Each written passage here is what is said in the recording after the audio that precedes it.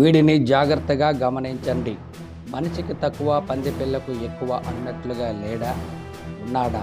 ప్రజలే సమాధానం చెప్పాలి.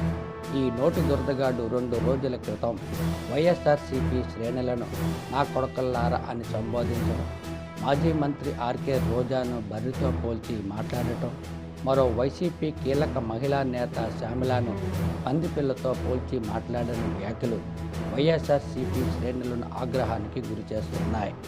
ఒళ్ళు బలిసి కొట్టుకుంటున్న వాడు మా పార్టీ నేతలపై అభ్యంతరకరమైన వ్యాఖ్యలు చేయడం ఏంటి? అసలు వాడెవడు? మా పార్టీ వాళ్ళని విమర్శించే హక్కు ఎవరిచ్చారు అంటూ మండిపడుతున్నారు. ఆ నోటి దురదగాడికి సరైన బుద్ధి చెప్పకపోతే ఈరోజు వీడు అన్నాడు, రేపు మరొకడు అంటాడు. అందుకే ఆ పరిస్థితి రాకుండా ఉండాలంటే ఈ నోటి దురదగాడికి వైఎస్ఆర్సీపీ అంటే ఏంటో చూపించాలంటూ పలువురు నేతలు రగిలిపోతున్నారు. ఇప్పటికే వైఎస్ఆర్సీపీ అటాక్కు క్షమాపణలు చెప్పినట్టు సోషల్ మీడియా ద్వారా తెలుస్తుంది.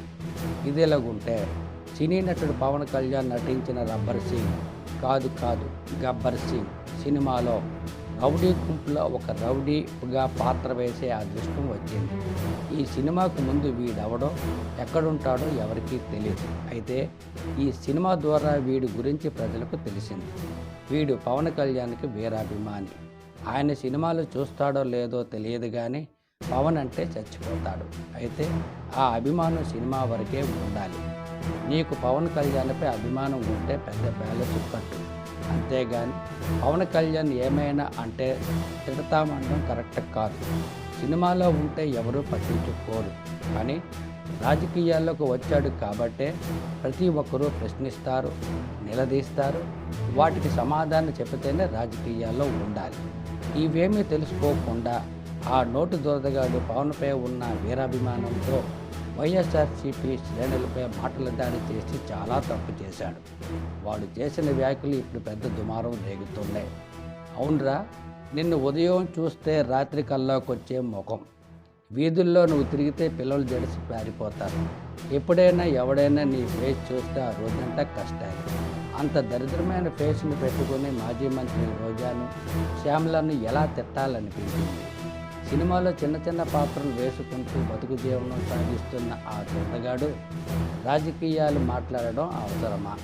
నోరుందని మా పక్క పవన్ కళ్యాణ్, నాగబాబులు ఉన్నారని మురుసుకుపోతూ ఈరోజు సాగుతుంది.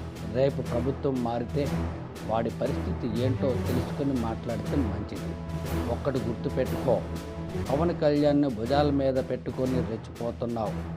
రేపు నీకు ఏమైనా జరిగితే ఇదే పవన్ కళ్యాణ్ వస్తాడనుకుంటున్నావా? రాడు.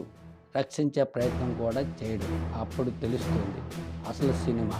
తెలుసుకునే లోపే జరగాల్సిన డ్యామేజ్ కూడా జరిగిపోతుంది. ఇప్పటికైనా నోరు అదుపులో పెట్టుకొని ఎవరిని నిందించకుండా నీ భవిష్యత్తు కోసం ఆలోచన చేసి ముందుకు పోవడానికి ప్రయత్నించు. లేదు నేను ఇలాగే ఉంటాను, ఎవడ్రా మనల్ని ఆపేది అన్నట్లుగా ముందుకు పోతే భవిష్యత్తులో ఎదురయ్యే ఇబ్బందులను ఆ దేవుడు కూడా ఆపలేడేమో.